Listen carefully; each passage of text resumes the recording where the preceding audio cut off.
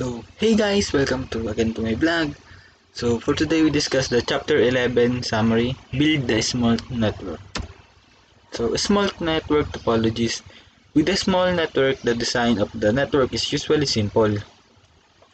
The number of type of device included are significantly reduced compared to that of a larger network. The network topology is typically device selection for a network. When selecting the type of intermediate devices, there are a number of factors that need to be considered. Cost. The cost of a switch or router is determined by its capacity and features. The device capacity includes the number of and type of port available and the backplane speed. Speed and type of port interfaces. Choosing the number and type of port on a router or switch is a critical decision. Expandability networking devices come into both peaks. IP addressing for a small network. All hosts within an internetwork must have a unique address. The IP addressing scheme should be planned, documented, and maintained based on the redundancy in a small network. A small network typically provides a single exit point toward the internet via one or more default gateways. If the router fails, the entire network loses connectivity to the network internet. For this reason, it may be advisable for a small business to pay for a second server provider as backup. Traffic management. The network administrator should consider the various types of traffic and their treatment in the network design. The routers and the switches in a small network should be configured to support real-time. Common applications. Network applications are the software programs used to communicate over the network. Application layer services. Others program may need the assistance of application layer services to use network resources like file transfer or network print spooling. So, common protocols. These network protocols comprise the fundamental toolset of a network professional. Processes on either end of a communication session. Type of messages. Syntax of the messages. So, meaning of the informational fields. How messages are sent and the expected response. Interaction with the next lower layer.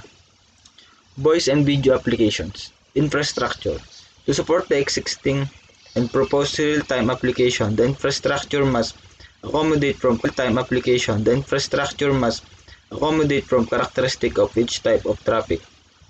VoIP. VoIP devices convert analog into digital IP packets. The device could be an analog telephone adapter or ATA. This is attached between traditional analog phone and the Ethernet switch. So, IP telephone. Small network growth. The first is network documentation, physical and logical topology. Next is device inventory. List of devices that choose or comprise the network. Budget. Itemized IT budget including fiscal year equipment purchasing budget. And the last is traffic analysis. Protocols, application, and services and their respective traffic requirements should be documented. Protocol analysis. To determine traffic flow patterns, it is important to capture traffic during peak utilization times to get a good representation of the different types of perform the capture of different network segments. Some traffic will be local to a particular segment. Interpreting trace messages. A trace return a list of hoops as a packet is routed through a network. The form of the command depends on where the command is issued. When performing the trace from a Windows computer, use tracer. When performing the trace from a router, CLI use tracer route. So, the show CDP neighbor command. CDP provides the following information about each CDP neighbor device. Device identifiers. For example, the configure host name of a switch, address list, up to one network layer, address for each protocol supported. Port identifier, the name of the local and remote port in the form as of an ASCII characters string such as fast Ethernet 0/0. Capabilities list. For example, whether this device is a router or a switch, the hardware platform of the device, for example, a Cisco 1841 series router. Show IP interface brief command. Verifying router interfaces. One of the most frequently used command is the show IP interface brief command. The command provides a more abbreviated output than the show IP interface command. It provides a summary of the key information for all the network interfaces on a router. Duplex operation. In data communications, duplex refers to the direction of the data transmission between two devices. If the communication are restricted, the command depends on where the command is issued when performing the trace from a Windows computer use tracer. When performing the trace from a router, CLI use tracer route. So, the show CDP neighbor command. CDP provides the following information about each CDP neighbor device. Device identifiers. For example, the configure host name of a switch, address list, up to one network layer address for each protocol supported. Port identifier, the name of the local and remote port in the form as of an ASCII characters string such as fast Ethernet 0/0. Capabilities list. For example, whether this device is a router or a switch, the hardware platform of the device, for example, a Cisco 1841 series router. Show IP interface brief command. Verifying router interfaces. One of the most frequently used command is the show IP interface brief command. The command provides a more abbreviated output than the show IP interface command. It provides a summary of the key information for all the network interfaces on a router. Duplex operation. In data communications, duplex refers to the direction of the data transmission between two devices. If the communication are restricted,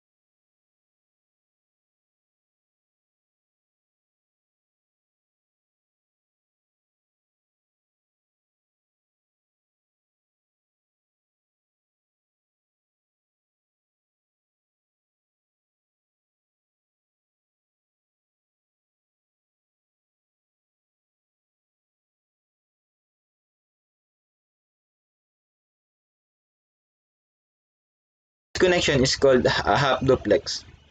Full duplex allows the sending and receiving of data to happen simultaneously. Duplex mismatch.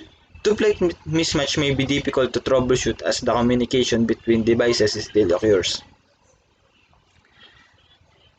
A duplex mismatch may not become apparent even when using tools such as a ping. Single small packet may fail to reveal a duplex mismatch problem.